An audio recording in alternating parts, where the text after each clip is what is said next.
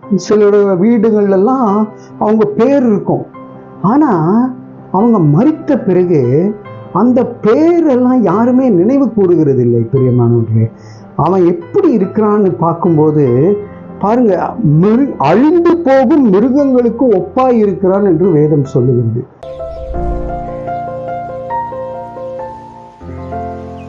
எனக்கு மிகவும் பிரியமானவர்களே, நாம எப்போ பார்த்தாலும் ஓடிட்டே இருக்கோம். கொஞ்ச நேரம் இன்னைக்கு அமைதியாக உட்கார்ந்து நான் ஏன் ஓடுறேன், நான் ஏன் இவ்வளோ பதட்டத்தோடு இருக்கிறேன், நான் ஏன் இவ்வளோ டென்ஷனை எடுத்துக்கிறேன் அப்படின்னு நாம் சிந்தித்து பார்க்கும்பொழுது, ஒன்று நாம் நம்ம செய்கின்ற வேலைக்காக ஓடிக்கொண்டு இருப்போம். ஏன் வேலைக்காக ஓடணும்? சம்பாதிக்கணும். ஏன் சம்பாதிக்கணும்? ஆஸ்தியை சேர்க்கணும். ஏன் ஆஸ்தியை சேர்க்கணும்? பிள்ளைகளுக்கு செல்வங்களுக்கு செல்வத்தை வைத்து செல்ல வேண்டும் என்பதற்காக. அது மாத்திரமல்ல, மற்றவங்க மெச்சிக்கொள்ள வேண்டும் என்பதற்காக. சில நேரங்களில் மெச்சிக்கொள்ள வேண்டும் என்பதற்காக நாம் கடனை உடனே வாங்கி நிறைய செஞ்சுருப்போம். அந்த கடனை அடைக்கணுமே, ஆகவே நாம் ஓடிக்கொண்டே இருக்கின்றோம். இதையெல்லாம் குறித்து கூட பாருங்க, சங்கீதக்காரன் அழகாக எழுதியிருக்கிறார்.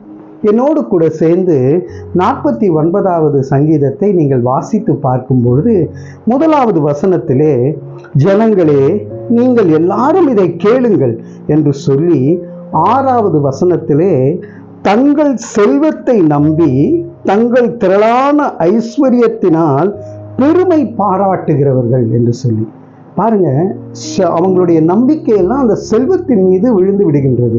பணம், ஆஸ்தி, பொருள் இதன் மீது விழுந்து விடுகின்றது. 11வது வசனத்திலே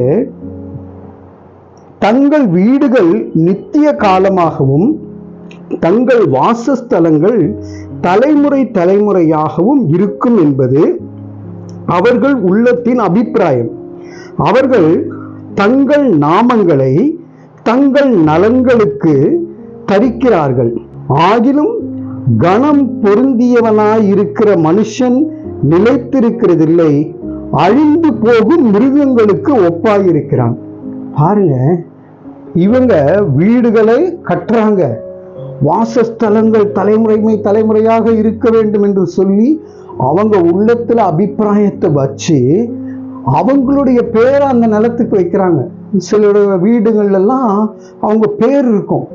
ஆனால் அவங்க மரித்த பிறகு அந்த பேரெல்லாம் யாருமே நினைவு கூறுகிறது இல்லை. பிரியமானவர்களே, அவன் எப்படி இருக்கிறான்னு பார்க்கும்போது பாருங்க, அழிந்து போகும் மிருகங்களுக்கு ஒப்பாய் இருக்கிறான் என்று வேதம் சொல்லுகிறது.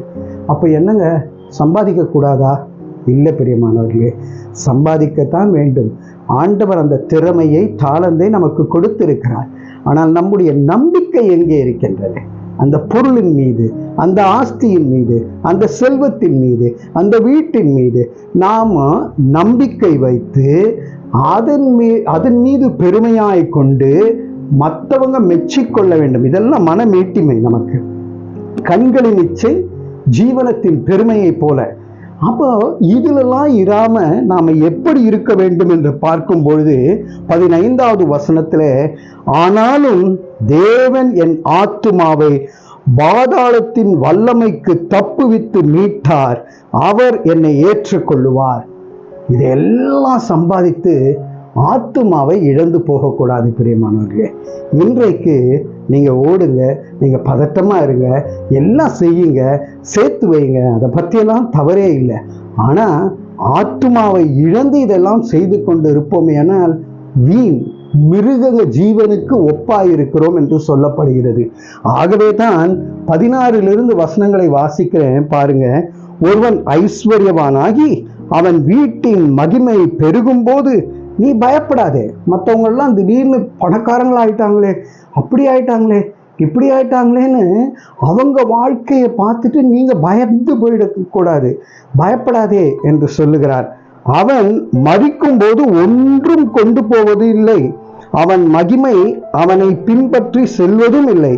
அவன் உயிரோடு இருக்கையில் தன் ஆத்துமாவை வாழ்த்தினாலும் நீ உனக்கு நன்மையை நாடினாய் என்று மனுஷர் அவனை புகழ்ந்தாலும் அவன் என்றென்றைக்கும் வெளிச்சத்தை காணாத தன் பிதாக்களின் சந்ததியை சேருவான்.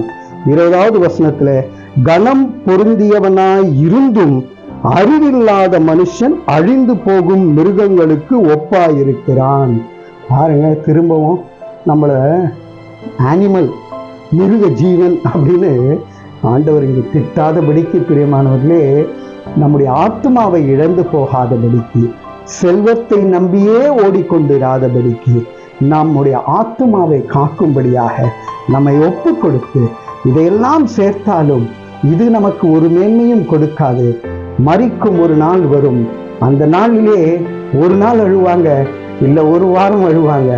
எல்லாரும் மறந்து போன பிறகு ஒன்றுமற்றவனாய் இருக்கும் நம் ஆத்மாவை மாற்றம் காத்துக்கொள்ள நாம் இப்பொழுது கர்த்தரிடத்திலே ஒப்பு கொடுப்போம். அன்பின் பரலோக பிதாவே, நாங்கள் ஓடுகிறோம், ஓடிக்கொண்டே இருக்கிறோம் கர்த்தாவே. மற்றவங்களை பார்த்து பயப்படுறோம், சஞ்சலப்படுகிறோம். ஆண்டவரே, நாங்களும் கர்த்தாவே சில நேரங்களிலே ஆஸ்தியை சேர்த்து ஆத்துமாவை இழந்து போகாதபடிக்கு கர்த்தாவே, எங்கள் ஆத்துமாவை நீர் காத்து கொள்ளும்படியாக நாங்கள் கர்த்தாவை உம்மிடத்திலே வந்து சேரும்போது எங்கள் ஆத்துமா உம்முடைய பாதப்படியிலே இளைப்பார எங்களை தாழ்த்தி உம்முடைய கரத்திலே ஒப்புக் கொடுக்கிறோம். ஆசீர்வதியும் இயேசுவின் மூலம் ஜெபிக்கிறோம் நல்ல பிதாவே. ஆமேன், ஆமேன்.